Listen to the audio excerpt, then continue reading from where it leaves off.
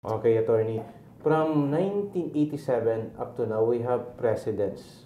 Siguro in a simple description, in a simple analysis, we would analyze the different president. Paano nyo i-describe si Cory Aquino sa president? Cory Aquino is well described by what Joker Arroyo and the others called her, TWA, talaga walang alam. That's true. Everybody was saying, talaga walang alam. Cory didn't know what to do. And her pack of advisors were exploiting her name as you mentioned, the goddess of democracy. Who among the advisors is exploiting Cory? Oh, so many of them. Piping as a member of the family, Joker, Chavez, so many of them. I can give you a litany of names, but I'll spare them for the moment because I've written about them anyway in my books. Okay, Fidel Ramos.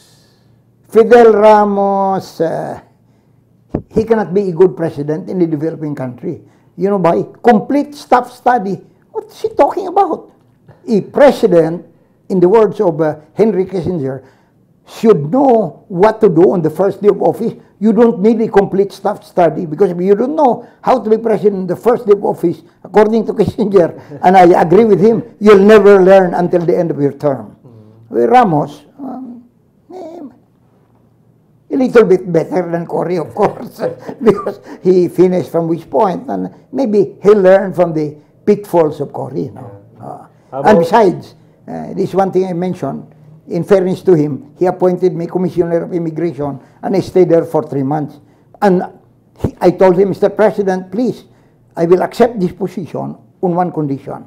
You not intervene in the exercise of my duties. If you do, you have my resignation, irrevocable. And Ramos observed. 3 months only? 3 months only. I didn't like to go beyond 3 months. At the end of his term, I got out with him also because he even told me whether I like to be to continue with ERAP. I said no, I would not like to continue with ERAP.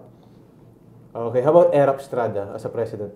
Estrada, well, overwhelming majority in the elections, but in fairness to him, he was dubbed as the father of the masses? Yeah, as the presidente para sa masa. But namamasa ang masa sa panahon ni ERAP. You really cannot point out to any particular achievement of ERAP. Corrupt ba si ERAP? Well, that's according to Sandigan. I won't say that. According to Sandigan, he was convicted for plunder, so I don't have to say anything more. No, but ERAP is a acquaintance, if not a friend of mine. Si Cory, corrupt ba? No, the administration of Cory was corrupt. Corrupt. It could hold 2-2 with the Marcos administration and the present one. How about Fidel Ramos? Well, there was also corruption, of course, during Fidel Ramos, but not as much as during the time of Cory and probably during the time of Marcos. Don't mention to me about Gloria Arroyo. The next would be Gloria Arroyo. There was so much corruption. I think corruption acquired a new term, a new meaning under Gloria Arroyo. That she was tolerated by everybody. How would you describe her as a president, GMA? Well, intelligent. If Cory is a TWA, ano si GMA? She was a strong president. Strong. She could manage people. She could manage generals. She could manage members of the cabinet. She even managed the Filipino people. But the administration was very corrupt. Why did you say that the administration of GMA is very corrupt? Do I have to give proof? all over the place, they are being charged now. The electoral process was corrupt. The running of various contracts was corrupt. Wala pa naman final conviction, puro kaso pa lang. Yeah, walang final conviction, but we are not barred from rendering judgments because our judgments are the judgments of history. We who are vocal about our experience with the administrations that have come and gone, we can say this. You know, every time we say that it's a matter of conviction, nobody will ever be convicted in this country except ERAP and a few others. Because I think if ERAP did the right thing, he would not be convicted. That's his problem. What is supposed to be the thing that ERAP should do? Now? Then. It was then. Then, yeah. You know, ERAP had a conversation with General Abinina and me. We had a proposal to Iraq. I would not mention it. What's the nature of the proposal? But Iraq rejected the proposal because the people around him were manipulating him. I'll cite to you one particular instance. There would not have been any attempt to get Iraq out. You know, we had a case involving $50 billion of Yamashita treasures. I was the lawyer for the one who owned the land. According to his generals, there is $15 billion deposited in one of the caves here in Bulacan. All right. I won the case up to the Supreme Court. Erap and I sat down with Laurel and Senator Estrada Calao. You know, we agreed that the government digs out the treasure and then we will watch and he will share half of the treasures with us, with my client. Okay, agreed.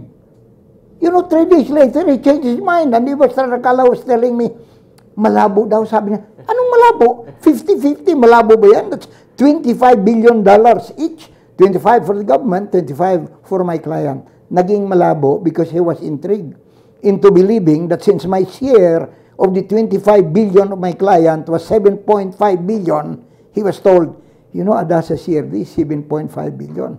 He will get 100 million of that, give it to Abinina, and pull a coup against you, and then you'll be out as president. You know how crazy is that intrigue? Will anybody like me attempt to pull a coup after I get 7.5 billion? Okay, Attorney, let's go. Now, the present president, how would you describe him? Ay, nako. 2 words. One word. One word only. One word? One word. How do you describe the president? Incompetent. Oh, incompetent. First, look at the decisions that he has made since he became president. Hindi ba? First, even in his inaugural speech at the Luneta, imagine, he just greet Corona, who was Chief Justice. You know, there's a term in Spanish, lo cortés no quita lo valiente. Being courteous does not make you any less valiant. Second, his vice president arrived later than him and gave the impression that he was the president, and he not.